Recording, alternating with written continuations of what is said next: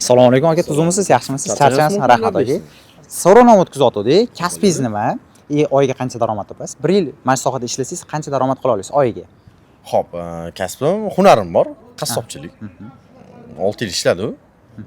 Pulga kirib olguncha, lekin где-то bir 3 yilcha kerak bo'ldi.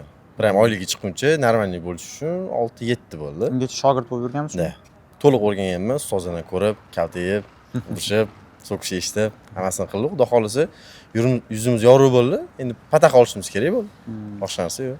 Qancha shu oyiga daromad baholaysiz? Xo'p, smeli bir 6-7 6-7 da oyiga. Shu Endi sohada levi yana- joylari ham bor. Ha, endi shu sohada yana 1 yilda ishlasangiz qanaqa daromad o'zgaradimi? $1000 chiqsa bo'ladi. $1000 Harakat qilsa bo'ladi. Nu shu $1000 sizga 6-7 yil ketgan, a? Da. Rahmat aka, salomat bo'ling. Salomat bo'ling. Charchamang. Xo'p. Mana kasbim pattachilik. Qo'li bozor pattachi bo'lib ishlayman. Daromadim, oyligim yaxshi. Qancha sir bo'lmasa? Nima? Oyligingiz daromad 6,772,400 so'm. Mana qo'limga tegadi, yana 5,260 so'm tegadi. Keyin dohodlarga hammalar boshqa pensiya chiqishgan. nasib bo'lsa 1 yildan keyin ham shu sohada ishlayotgan bo'lasiz, to'g'rimi? 3 yildan beri ishlayman. Ha, 3 yildan beri ishlaysiz. Ha, 3 Endi yildan bizlar bozorga alishib ketsa, sverka qilib tashlaydi. Bizlar hammamizni aylantirib tashlaydi. tushunarli. Endi mana 3 yildan beri ishlayapman, hali bozorga hali yaxshi ekanlar, hali ketkizgani yo'q, lekin Nasib bo'lsa bir hamkasblarim ketib qoldi. Nasib bo'lsa 1 yildan keyin oylik daromadlar qanaqa o'zgaradi? Oshadimi albatta? Albatta, qaraladi. Endi oldindan bitta narsa tug'ilmagan chaqaloq otib qo'yib bo'lmaydi-ku, shunaqa narsa. Rahmat aka. Salomat bo'ling. Salomat bo'ling. Xo'p. Rahmat. Kasbim agentman Aha. firmada. Oylik o'sha fiksa bo'ladi.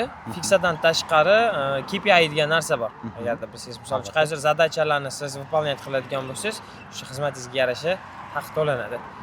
2 milliondan примерно 10 milliongacha topsa bo'ladi. Daromad topasiz. Xudo xolisa nasib bo'lsa 1 yildan keyin ham shu sohada ishlayotgan bo'lasiz, to'g'rimi? Inshaalloh. Aha, qanaqa daromadlar o'zgargan bo'ladi nasib bo'lsa 1 yil ichida?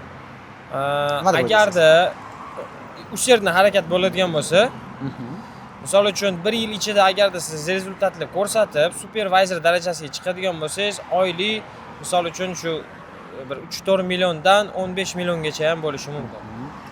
Rahmat aka, salomat bo'ling. Kasblaringizga rivoj. Charchamang. Xo'p. Xo'p. Kasbim zargarlik. Kasbingiz zargarligi, oyiga qancha daromad qilasiz agarda sir bo'lmasa? Oyiga shu 1,5-2 ming dollar. 1,5-2 ming dollar daromad qilasiz. Endi shu sohada 1 yildan keyin ishlasangiz, 1 yil davomida faoliyat olib borsangiz, 1 yildan keyin ham qanaqa daromad topayotgan bo'lasiz? O'zgaradimi daromad yoki o'zgarmaydimi? Daromad qilish o'zgaradi, chunki maqsad sari intilgandan keyin insonning rejalari ko'payadi. Faqat oldinga, ya'ni orzulari, ya'ni keyingi anaqa etaplarga o'tish boshlaydi. Xudo xolisa endi 1 yildan keyin qancha pul topayotgan bo'lasiz oyiga? 1 yildan keyin Inshaalloh. xudo xolisa shu bir oyda shu 10 ming, Aha. 15 ming mana shunaqa. Charchamang aka. Rahmat, salomat bo'ling. Assalomu alaykum. Meni kasbim sotuvchilik, sales manager bo'laman. Sotuvchilikda xudo xolisa yarim yildan beri faoliyat olganman. O'rtacha 10-15 million oylik topsa bo'ladi yarim yil ichida.